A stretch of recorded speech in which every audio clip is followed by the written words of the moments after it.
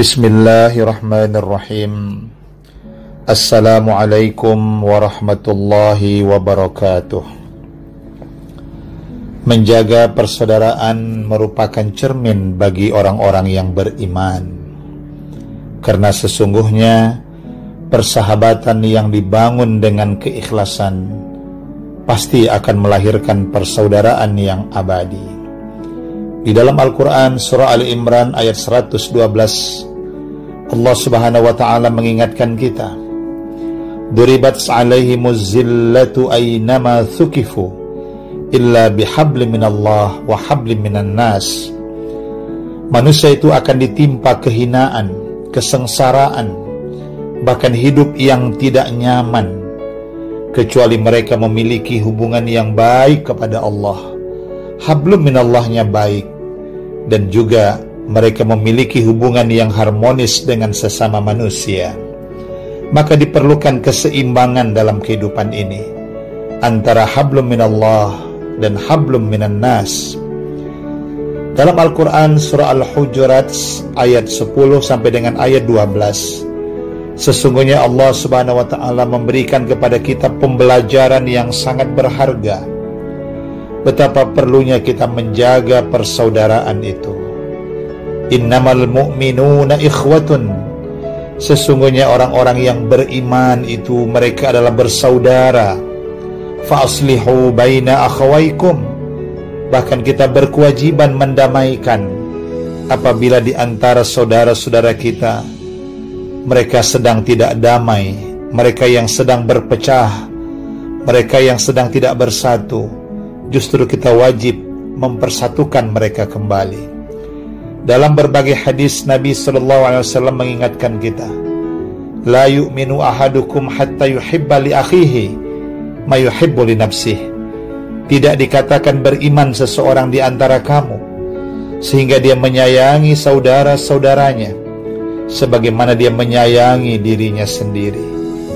Dan banyak sekali hadis-hadis yang menganjurkan kepada kita menjaga persaudaraan itu dan kemuliaan orang-orang yang menjaga persaudaraan.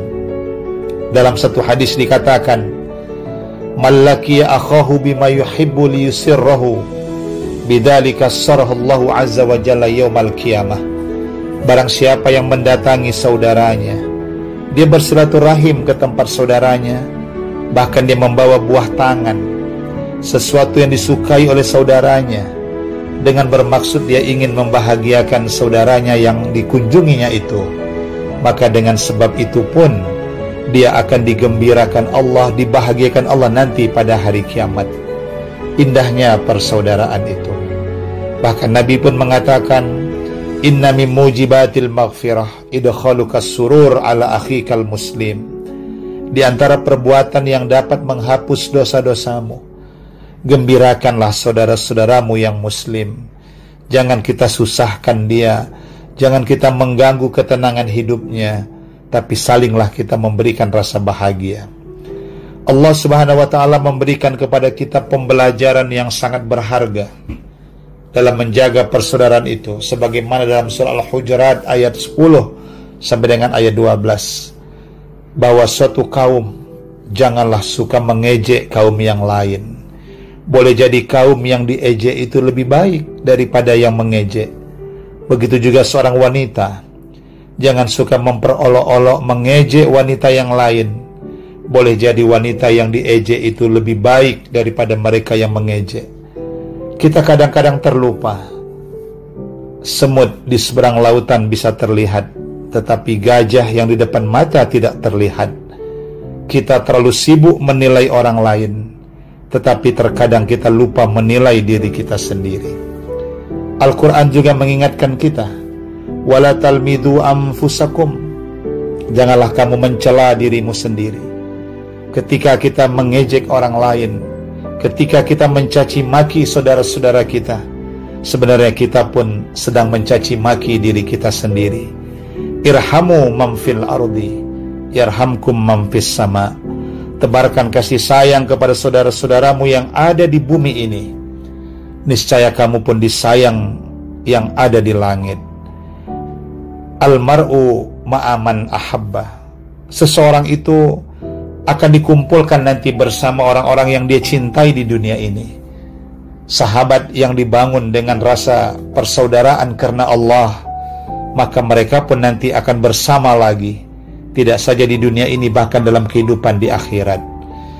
Dalam menjaga persaudaraan itu, kita juga diingatkan Allah, wala tanabadhu bil alqab, janganlah kita memanggil orang dengan gelar-gelar yang tidak baik, yang kita pun tidak suka kalau dipanggil dengan gelar-gelar tersebut. Ijtanibu katsiran minadh-dhanni inna ba'dadh-dhanni ismun, jauhkan berprasangka buruk kepada orang lain, karena boleh jadi sebahagian prasangka itu adalah dosa bagi kita.